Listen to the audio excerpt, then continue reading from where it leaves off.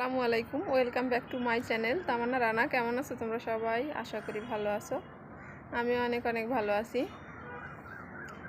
তো 2 দিন ধরে একভাবে কালবৈশাখী জ্বর হচ্ছিল।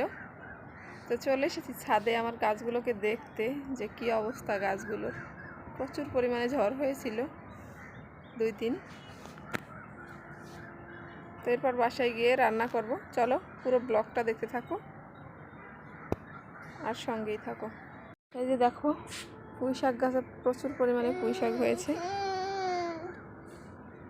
আর এটা হয়েছে সাজনা ডাঁটা। তো এখানে ফুলকি বের হয়েছে সাজনা গাছ। তো গাছের আগাগুলো সব পড়ে গিয়েছিল, আমি এসে ঠিক করে দিয়েছি। আর সব উলট পালট হয়ে গিয়েছে ছাদের বাতাসের কারণে। তবে বৃষ্টি হওয়ার কারণে গাছগুলো অনেকটাই তাজা তাজা হয়ে গিয়েছে। কিন্তু এই ডালিমটা এইটুকুই, বড় আর হচ্ছে না।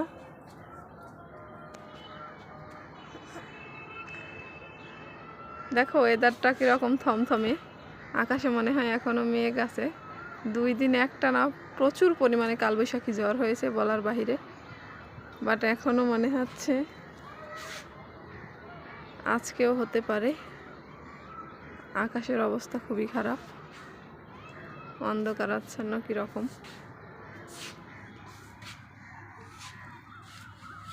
দেখো উনি কি করছে।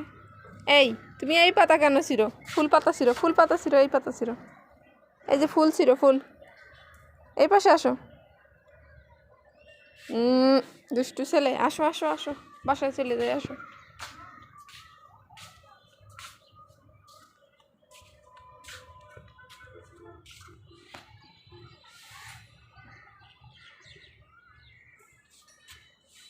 আসো আর বাসায় চলে যায়, আসো।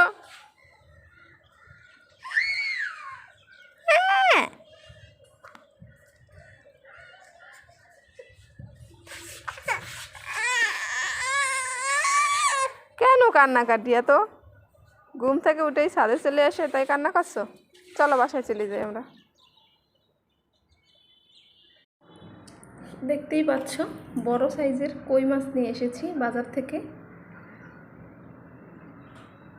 তো এখন লবণ মাখিয়ে রেখেছি মাছগুলোতে। আমি আর আরাপ বাসায় একাই আছি, তাই 4 পিস কই মাছ নিয়ে এসেছি বাজার থেকে।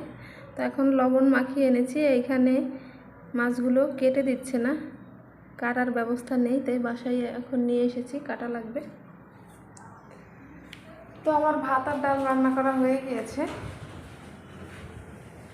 কালকে তো মনে হয় সব দিকেই কম বেশি কালবৈশাখী ঝড় হয়েছিল। তো ঝড়ে আমাদের এইদিকে দেখো সব লন্ডভন্ড হয়ে গিয়েছে। এই ছাদের অবস্থা দেখো, প্রচুর পরিমাণে কালবৈশাখী ঝড় হয়েছিল কালকে।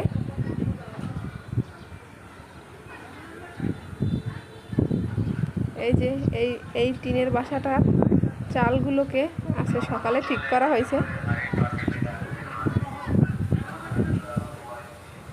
আমাদের ব্যালকনিতে পানি হয়ে একদম ভরে গিয়েছিল পানি।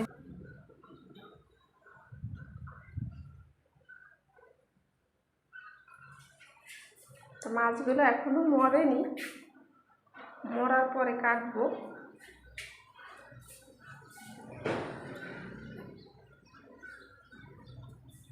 তো চলো মাছ টাছ কেটে রান্না বান্না করে নিই, তারপরে দেখা হচ্ছে।